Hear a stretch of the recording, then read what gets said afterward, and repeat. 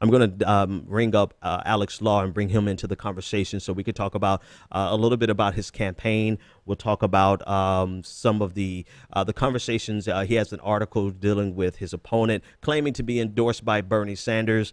So we'll discuss all that. Alex, hey man, it's a pleasure to have you on the show. How's it going? It's going well.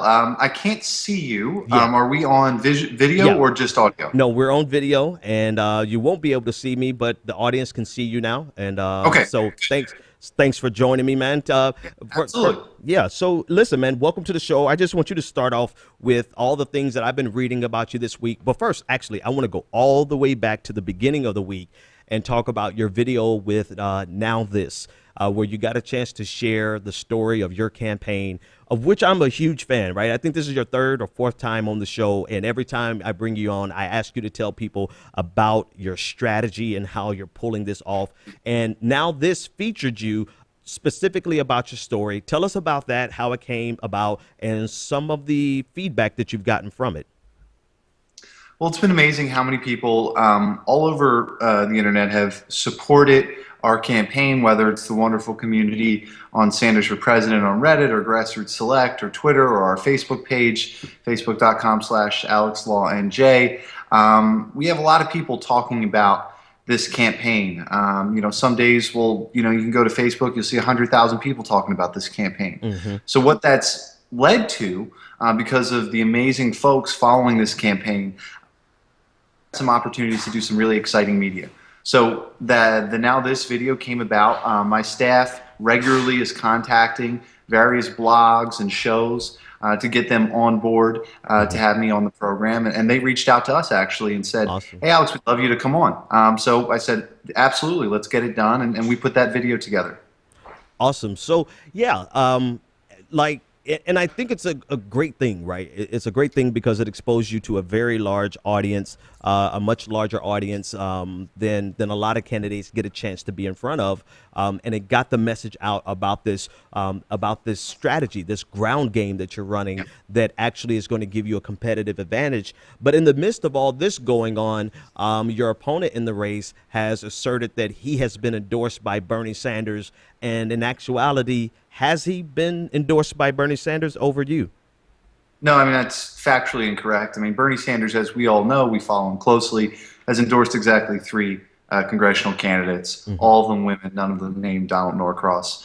And it's unfortunate that he has spent over $100,000 sending out mailers with that information on there. So a lot of the damage, unfortunately, has been done, but that's the kind of guy that Donald Norcross is, and we're pushing back against that.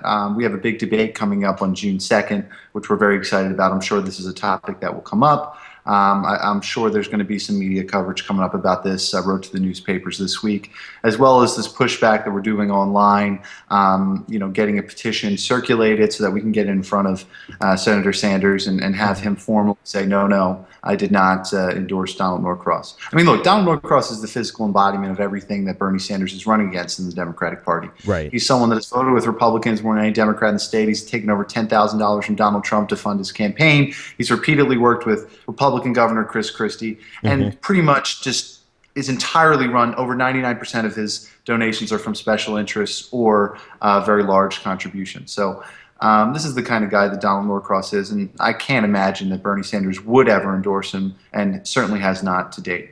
Yeah, and I think this is a perfect time to have something like this backfire on him, because, like you said, we get this petition in front of Bernie Sanders, and then that would give him an opportunity, at a minimum, to look at your candidacy a little closer. But I find it ironic that someone who is so baked into the establishment like Donald Norcross would even want to assert that he gets the endorsement of an outsider like Bernie Sanders. How do you see that playing into his calculus, or is your district that amenable to Bernie Sanders' message? No, it's not that. So it's not he's putting Bernie Sanders alone on his mailers. What he's doing is he's basically putting a button on all of his communications that says he's been endorsed by both Hillary Clinton, which he has, and Bernie Sanders, which he has not. And the reason for that, and by the way, he's changed all his messaging now to him being a progressive leader. Right. The reason for that is he spent right around $150,000 over the last 8 weeks on polling to try to figure out why my campaign is doing so well with so little money, because he can't comprehend that there's another way to be successful in politics without Right. spending hundreds of thousands of dollars every week. So what their polling is telling them is that we're doing well. People like our stance on campaign finance. People like the fact that we're embracing the progressive values that a lot of people here in this district support, whether they support Senator Sanders or Hillary Clinton. So they're trying to do this to sort of regain the kind of prestige that we've taken from them. Now, something that's interesting that has come out in this district over the last week, the record for vote by mail ballots in a primary in this district is right around 9,000. So far to date, there's already been 14,000 vote by mail sent in. Wow. So people are getting very excited about this election. And any time in this election when there's been a major deviation from the mean of previous performance, it's because of things that we've been doing. And we've prided ourselves on our excellent targeting of voters. So we believe we're going to have a really nice share of those 14,000 votes. Yeah, that's awesome to hear, man. So I'm looking for, and I know you're in the middle of a campaign, and we want to focus on that. I see Grassroots Select is in the chat room. We want them to, if they will send the link to the petition to one of my producers, we can get it shared in the chat room and we can tweet it out. But I really want to talk about when the election is won. We want the congressman, you, to have some time to help us package up what you've done, because I think it's an inspiration. I've heard a lot of feedback about your video after I tweeted it, and people are just astonished at how much you've gotten done without the use of big donors. And then one message, they didn't tweet this, they sent this as a message, and they were like, imagine if that type of leveraging of money was done even with Bernie Sanders' campaign. It's like, if you take for $1, how far you stretched it, and we take something like that and magnify it, I think it's a game changer. Like, and I really believe that style of campaigning can really help us get money out of, at least big money, out of politics, and helps that movement. So just give me some more of your thoughts on that particular, on how that's coming for you and the type of feedback you're getting now that you've gotten that message out. And yeah, let's start there, and then I want a few more questions for you. Yeah, of course. Well, so the first thing that I try to sort of instill in people is, as progressives, we feel a lot of, we're passionate that special interests are corrupting our democracy. But what I argue is that the tyranny of special interest is a very damaging thing for our democracy, but it is not the most damaging thing. The most damaging thing is the apathy of a citizen. And at the core of our success has been our ability to communicate that idea with folks and make sure that they get out and actually give some of their time towards this campaign. Look, we've had almost 700 people say they're going to volunteer. That has turned into about 150 people actually coming out and volunteering, 10 full-time staff to volunteer. So we've been bringing that message to as many people as possible and inspiring folks to come out and actually do something about the democracy that they care so much about. So that is really where it starts. Of course, we have our plan and the things that we've learned about how to target voters, the best systems to make sure volunteers stay engaged, thinking about specific problems in a different way. So for example, I'm a big data guy, I care a lot about data, but if you want volunteers to keep coming out and keep knocking on doors for you, you can't make the process by which they engage voters very complicated. We had some folks come in from Bernie's campaign to talk to us about what we're doing, and they were astounded that we don't take down detailed notes about every door that we knocked on. And the reason that we don't is because it doesn't really matter. As long as we're having good engagements with really strong lit pieces, which we've put together, we need to keep talking to and engaging more people rather than sitting there and taking ridiculously detailed notes about every single person we've already talked to. Right. While that would be nice, the reality is it drives volunteers away because it makes the process much more like work and much less like fun, which it should be to engage your democracy. So the reason I tell that specific story is because we've been trying to think about roadblocks and think about different creative solutions around them, right? Okay, let's run for Congress. All right, so roadblock number one, money. Well, maybe there's a different way to do it. Let's think of a different way around that. And using that creative problem solving, that's how my team and I have been able to be so successful so far. That's that's something. I really love that story, man. I love what you're doing there in New Jersey. I only have one more question for you because the thing that keeps ringing in my mind is we need to validate this strategy by helping you win.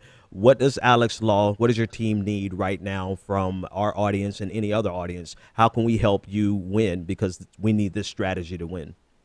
Yeah, of course. Well, so look, it is crunch time. We're less than a month away from the election, which is on June 7th. So as I've said on your program before, anyone who wants to make phone calls for us, you can make phone calls for 5 minutes a week during the commercial of your favorite half-hour show. It will make a difference in this campaign. You can do that at callsforalex.com. We just put an improved script. We changed some things around. It's a little bit more user-friendly. I really do encourage you to go to callsforalex.com, sign up, make a few calls, make a difference in this race. Of course, if you don't have the time or you're not inclined to do something like that, you can, of course, contribute. And I've been hesitant in the past on your program and other programs to straight up ask people to contribute to our campaign because, like I've said, money is not the most important thing. But there's a few very important pieces of mail that I'd like to send out that we've taken some time to design so that they're going to have a huge impact with very, very targeted voters. Mm-hmm. And we need a few $1,000s to do that. Not $100,000, not $10,000, just a few $1,000s to send out that very last mailer right before the election. So if you're inclined to do that, I do encourage you to go to our website, alexlawforcongress.com, and contribute. Just so you know, we've had almost 3,000 people give to our campaign. The average contribution is $14.33. Wow. And that's something that we're very proud of, and something that we hope will continue. Lots of people supporting this campaign. Alex, I want to keep doing an alley-oop with you, man. If you throw them up, I'll try to knock them out for you. Throw me some tweets. We'll send them out. We'll get some people over there to volunteer, to make some phone calls. And if they're so inclined to donate, we'll let them make that call. But I definitely want to support you because I like your attitude. I like what you're working on, and I like your motto. And we're going to package that up. After you're in Congress, I'm gonna drive down to D.C. I'm going to fly down to D.C. and I'm coming to your office so that we can talk about packaging this up for us to model this for this next generation of millennial progressive congressmen and congresswomen. So Alex, thanks so much. AlexLawForCongress.com. What's your Twitter handle? AlexLawNJ and Facebook.com/AlexLawNJ, the best place to get daily updates about the campaign. Awesome, man. Listen, you're welcome back on the show anytime. One of these days we will talk about policy. I never want to talk about policy with you, honestly, because I think what you're doing is very important because it's something that needs to happen because most people would engage in their democracy from a candidate side if they didn't feel like they needed to raise $1 million. So thanks for what you're doing, man. And as soon as I can have you back, I would love to have you back. Absolute pleasure, as always. Looking forward to the next appearance. Awesome.